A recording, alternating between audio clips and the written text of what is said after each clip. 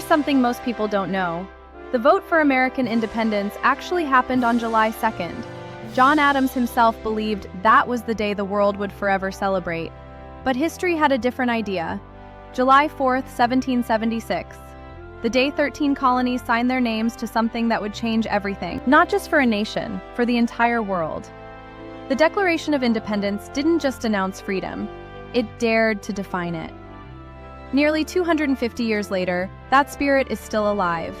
In every firework that lights up the summer sky, in every family gathered around a backyard grill, in every child holding a sparkler like it's something magical. Because honestly, it is. From the amber fields to the city skylines, from sea to shining sea, this country is worth celebrating. The sacrifice, the unity, the idea that out of many we are one. So this 4th of July, celebrate loudly, celebrate together, and remember what this day truly means.